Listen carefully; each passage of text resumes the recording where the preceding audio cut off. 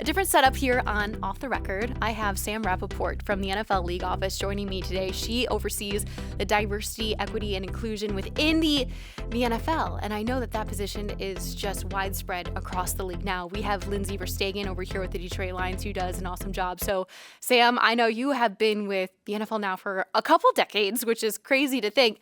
How did you land your position with the league? So I was in school in 2003. I was studying sports science, which I honestly had no interest in. I studied the major because it had the word sports in it. And I was sitting in the back of class thinking about how in the heck am I going to differentiate myself from the thousands of people who apply for NFL internships, especially men, especially Americans. And so I was sitting there and I thought of the idea, since I played football and I was a quarterback.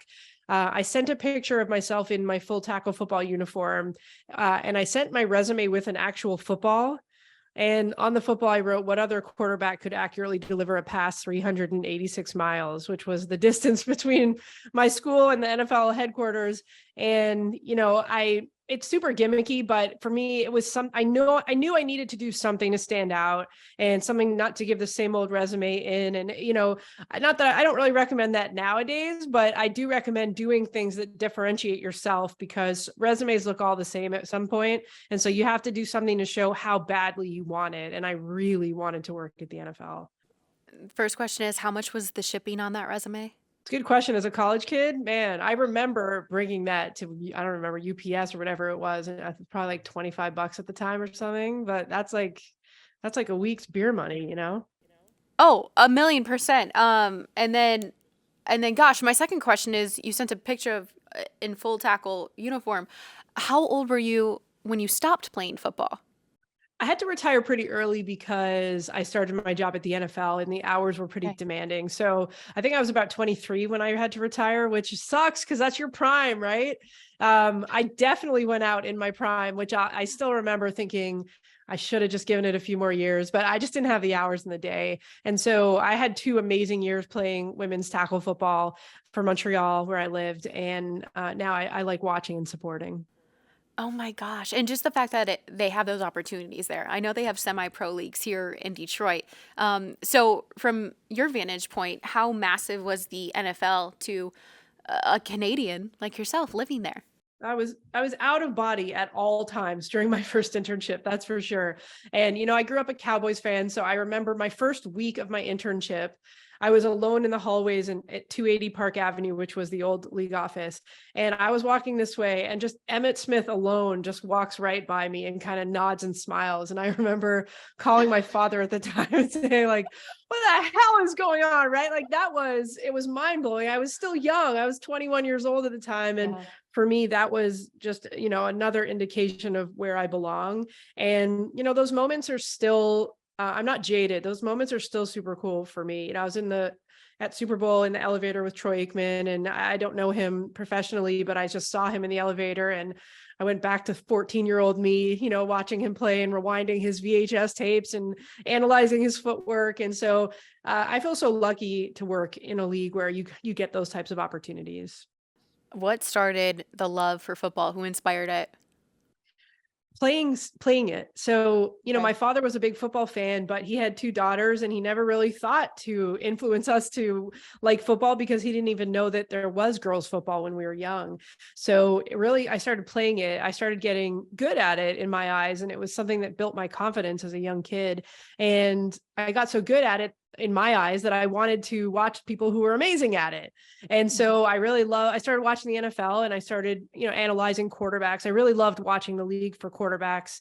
When I was growing up, it was John Elway and Troy Aikman and Warren Moon and Randall Cunningham, and so many guys who I really admired and watched and studied. And, they helped me get better. And yeah, playing it really was what did it for me.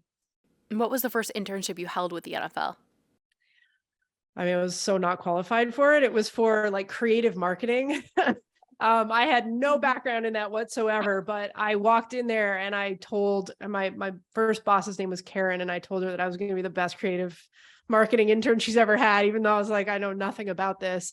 And so, I think I did a decent job. I was able to come back the following year and then eventually stay on full time. But it's advice that I give to a lot of people too, who ask about starting out in the NFL is it doesn't need to be where physically you need, the department that you belong in right away. Our league is so small and insular that if you knock it out of the park in what you're doing, no matter what it is, your reputation is going to build and grow, and it's going to get around the league. And that's what I was hoping to do with that internship. Yeah, word spreads fast, of course, with the really, really good ones. That's awesome. You completely built from the ground up the Women's Career in Football Forum, right? I did. Yeah. I created it back in 2017. Wow. And it's been going strong. What, this is year 7 now? 7. Yep. That's right. Oh my gosh. And I know it's been a thing at the combine. Typically that's where it is. And you have women who work in college football trying to get them in the same room as NFL head coaches and GMs and all the alike. So I know it hasn't been in person the last 2 years. It's been virtual. But what kind of opportunity is that for young women in football? When we looked around the league, we realized that, and we spoke to GMs and head coaches, and we asked them where they found entry-level talent. Where do you find your entry-level coaches and scouts? And the resounding answers we got were, at a bar in Mobile, Alabama during Senior Bowl, or, at a cigar lounge at Combine, right? These are places that women typically don't hang out, but we're here, we're just not there. And so we decided to build an organic environment for women to be able to impress upon head coaches and GMs, maybe not in cigar lounges and golf courses, even though some women love going there, but, at Combine, where everyone in football is for a week. And so we built this platform, giving the opportunity to women who are in college football to meet with head coaches and GMs and try to impress them. And through that program, over 225 women have secured jobs since it started. So they're taking that opportunity and they're using it. And it's fun to be a bystander. What's your favorite success story coming out of the forum? So many success stories. There are a couple, we had our eyes on Coach Belichick for a long time. And, from the start, we were like, do you think we could ever get Coach Belichick to come on? And, we are lucky that we've had several members from the Detroit Lions on the football and business side, including, owners and your president, what have you, come by, which is incredible. But we knew that getting Coach Belichick, what that would do for other coaches, and the ripple impact it would have to get him on board. And so a couple of years ago, we went for it and we threw the invite out and we got a yes within minutes. And so, Coach Belichick, he kind of opened up the Zoom with all these coaches and he's like, all right, let's talk ball. What do you want to know?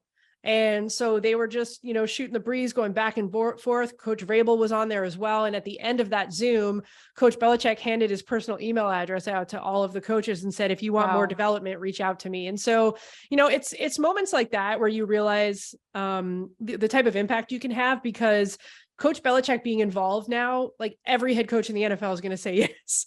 And that's super powerful. So I think having Coach Belichick involved was huge. But also just, more so than that, I'd say is the little success stories that we hear from the women and how this program changed their trajectories and how it afforded them opportunities that they felt like they didn't have access to prior. That's the real gold in the program. I love that. Any, more specific to the women who went to the forum who might have gotten jobs out of this in terms of the success stories? Yeah, a couple of them. So the last time we were in person, right before COVID hit, Coach McDermott of the Buffalo Bills has spoken at our program many times, and he met a couple of coaches there, and the 2 coaches were off to the airport to go home after the program, and he called them from the airport and offered them jobs. Coach Rivera offered one of the women a job on the spot because she asked him an impressive question about, his defensive scheme a couple years ago.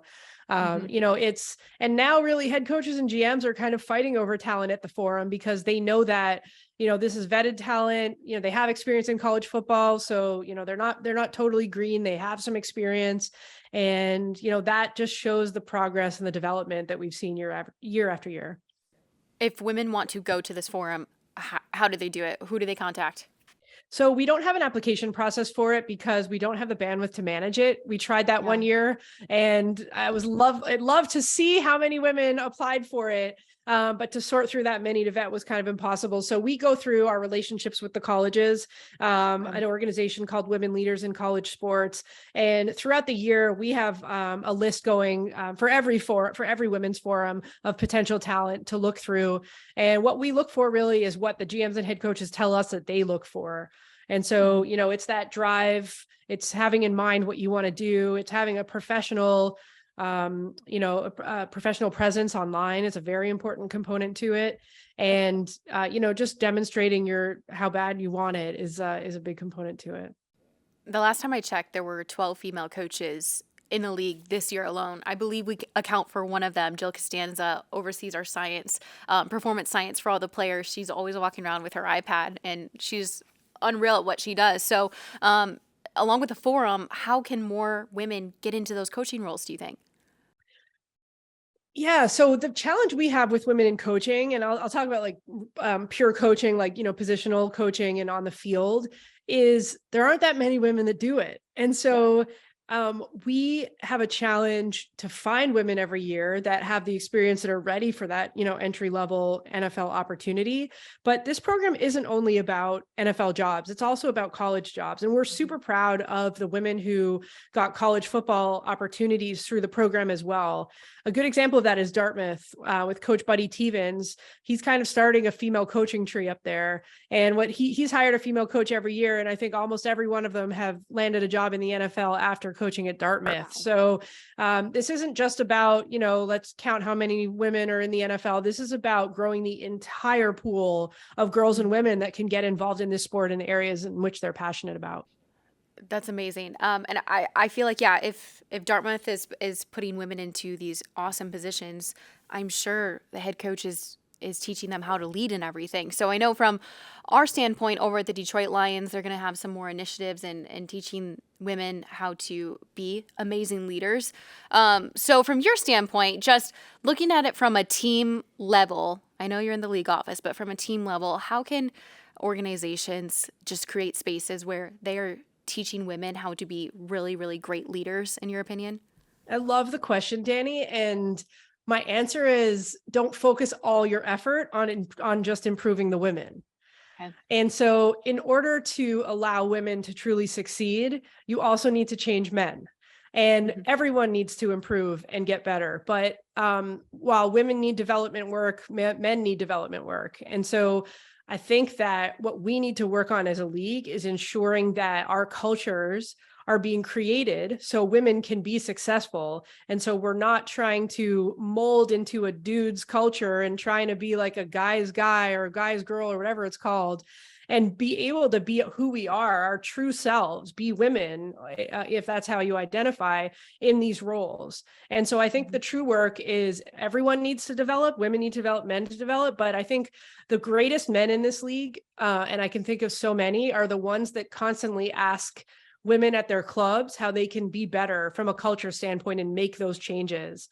And someone that comes to mind is Coach Dable at the Giants, who consistently asks the women at his club that question. And he and Joe Shane are really working towards creating a culture where everyone has an equal opportunity to succeed. So my answer to that is almost like equal balance between developing women in this field, but developing men to make sure that they aren't creating anything unintentionally that aren't allowing women to succeed and grow. I cannot love more how you described that in your answer and everything. That's amazing, and I agree. I want to get back to you. I know you have passions for societal change and then football. So here it is, the best of both worlds.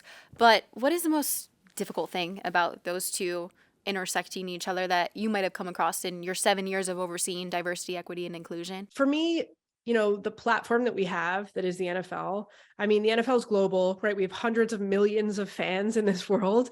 We have the ability to do so much with that shield. And, when I'm talking to my friends and family, or when I'm talking to you here, I always have the same answer for this, that it's such a privilege to be able to work for that shield, because what you want to see in the country, you can get done through that shield. And I think part of what I'm so proud about with the work in gender equity is not only the effect it's having in football, but the effect it's having in sport and in corporate America as well.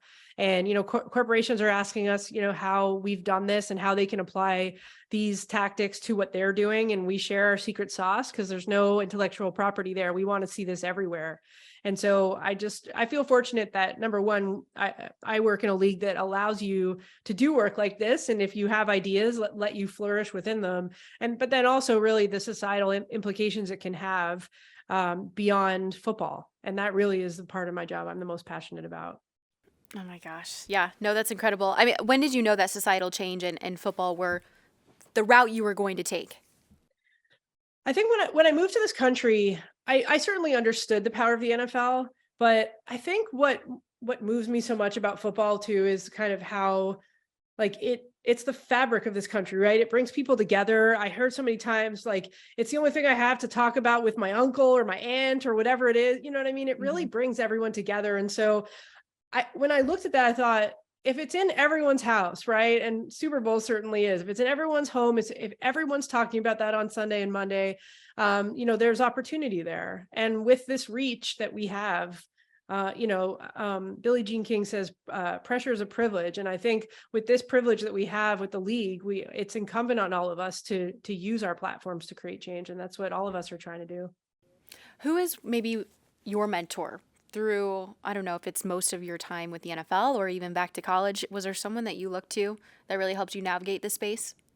I think I pick from a lot of different people. I'm fortunate I get to pick from a lot of different people for like what I admire about their leadership and try to kind of dive into that. I think, Donna Ponte, who's our chief football admin officer at the NFL, is someone whom I'm very close with. And she's guided me throughout my entire career. She's kind of the godmother of football. We all look up to her, and she's always the smartest person in the room wherever she is. And really someone that has helped guide me and been a roadmap for so many things. But I think now, my manager right now, Jonathan Bean and Dave Smith, to me are such cool leaders to reflect upon and to kind of observe, because I really admire what they've done in the past 3 years to shift the NFL into such a laser sharp focus with DEI. What is the project besides the forum, which I know is probably very close to your heart? What is another project with DEI that you are super proud of that you've been able to kind of build up from the ground up? I can't take any credit for it, but I think one of the most moving moments I've had in the NFL was right after Carl Nassib came out. I think about a week later, NFL put out an ad under Tim Ellis, our chief marketing officer, and the ad was called "Football is Gay." It was very mind blowing for me to see, that spot and goosebumps and all those things. And I'm really proud of the work that we've done in the LGBTQ space because we've been bold. And in the past, sometimes I've struggled with us being, comfortable in the gray and not making statements. But in the past 5 years, I have to say at our league, we've made some serious statements.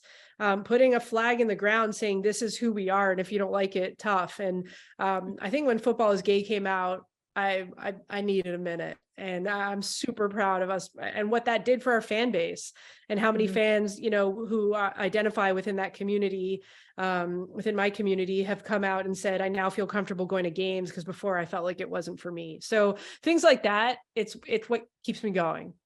Mm-hmm. Any more powerful initiatives that are coming down the pipeline here soon? I think, the bid for girls flag and women's flag to be in the Olympics, or flag football in general to be in the Olympics, all genders, is super interesting to me because, there's so many girls, especially, that are growing up loving the sport, playing the sport, but not seeing a future for themselves in it. And, man, if flag football gets into the Olympics, girls from all over the world are going to start playing the sport in record numbers. And I'm excited to track that and see what happens with it. And I'm excited to be a part of the momentum. You just listened to another episode of Off the Record with Dannie Rogers. A new episode drops every Tuesday.